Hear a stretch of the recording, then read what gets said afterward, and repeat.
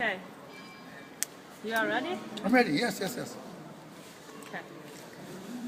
Charly Chiarelli, you are a storyteller. So tell us shortly your story.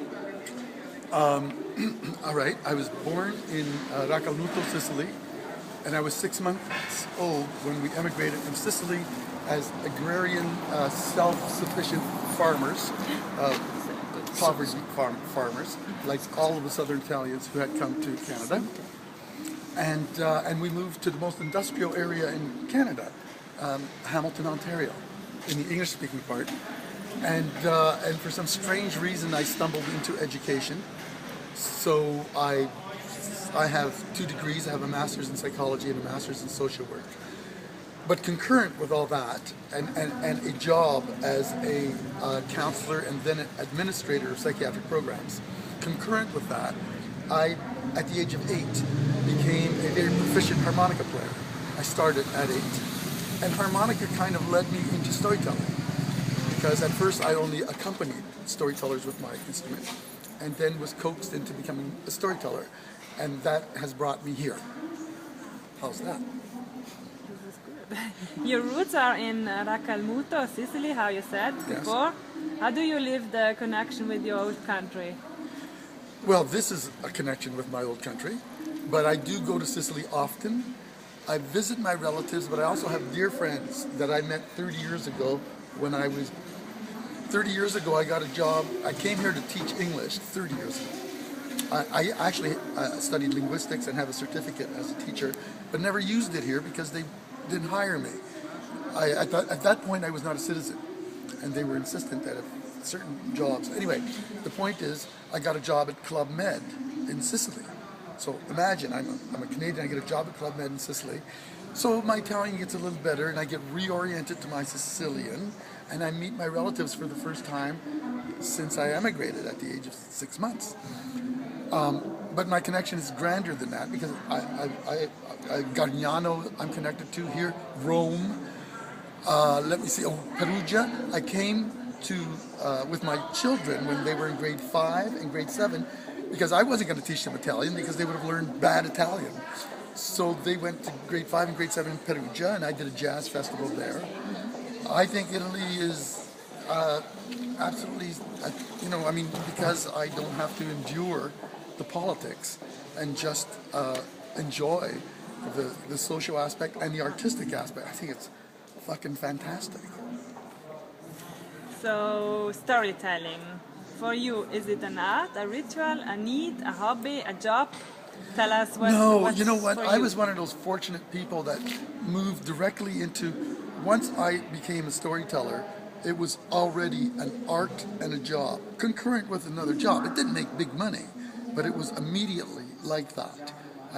There wasn't any transition, no hobby transition. And please keep in mind that I write my stories. So essentially, I have, in this art form, I have 3 2-hour, 1-person plays, or storytelling, if you like. If there's lights, it's theater. If there's no lights, it's storytelling. And it was immediately an art, and as it continues to be. And a job now. I took an early retirement as a mental health and addictions consultant with the government, and now it's a job. Now, mind you, it's fortunate that I have a little pension. I call it my arts grant, as a consequence of having been employed in a straight day job. But it was never less than an art.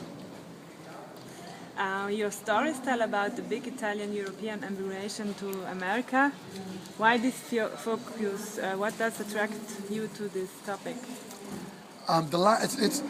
It's the least attractive topic in the world for me initially, because as immigrants, we tried to escape our Italianism. We didn't even want to greet our parents on the street. We would hide from them because they looked too Italian. They didn't look North American enough, you know. They looked like Italian immigrants who were once farmers. And it's the last thing I wanted to do. And as you get older, you don't search your roots. So many people say we search our roots. They're in you. You become aware of who you are. And aware that there wasn't a lot of representation of Italo-Canadian material that didn't stereotype Italian as putting plastic on the couch, or, oh, eat, everybody gotta eat, something a little deeper, a little more profound about who we are, our sensibility. And musically, I get to, I sing in the blues in Sicolo, here, I'll show you. Yes, show us. I gotta do Please. this one's good.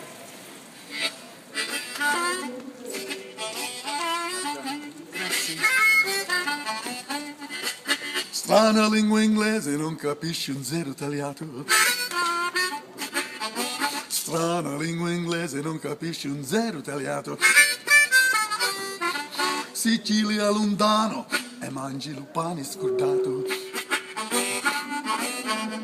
Strange English words got my mama's tongue in a spin. Strange English words got my papa's tongue in a spin. For his sake in Sicily, still under their skin. Straniero blues, straniero blues.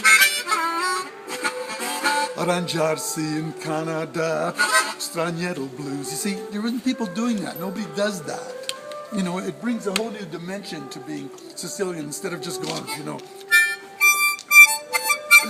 tarantello, fazzoletto, all that shit, like bring the guts in, like talk about. So I felt, after I realized that I had